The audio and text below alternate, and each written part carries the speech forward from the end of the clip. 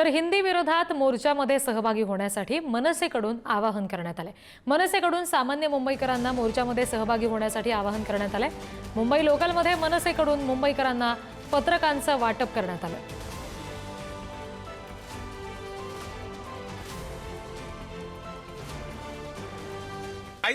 बाकीच्या इतर भाषेच्या लोकांनी पण आम्हाला सांगितलं की ह्या जे मराठीसाठी तुम्ही जे आंदोलन छेडलेलं आहे आणि मराठीला प्राधान्य मिळालं पाहिजे, हिंदी भाषेच्या सक्तीला जे तुम्ही करतायत ही सरकार, त्याच्या विरोधात तुम्ही आवाज उचलतात, चांगलं करतायत, हे समोरच्या जनतेकडनं आम्हाला प्रतिसाद मिळत आहे। हिंदी सक्ती करायची ही जरा थोडीशी जास्तीपणा होतोय त्यांचा। मराठी जर आपण महाराष्ट्रात राहून जर तुम्ही मराठीला जर दुजाभाव देत असाल तर हे कुठेतरी चुकतंय आणि राजसाहेब याच्या विरोधात जर काही बोलत असतील ते कुठेही चुकत नाहीये। आणि आपल्याला जर मुंबई टिकवायची असेल, आपला महाराष्ट्र जर टिकवायचं असेल तर राजसाहेबांच्या पाठीमागे उभं राहिलंच पाहिजे। चुकीचं आहे ते। मराठी भाषा एकदम सक्ती केली पाहिजे, हिंदीवर अनुवरण आहे।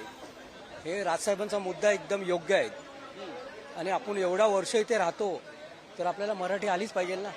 आता कर्नाटकमध्ये तुम्ही गेला तर तिकडे मी असं बोलत नाही, सर्व राजसाहेबांनी सांगितलं सर्व समोर भाषांना इज्जत द्या आणि मान द्या, पण शेवटी पहिली आपली मायबोली भाषा मराठी आहे, त्याच्यावर अवलंबून यायला पाहिजे आपल्याला।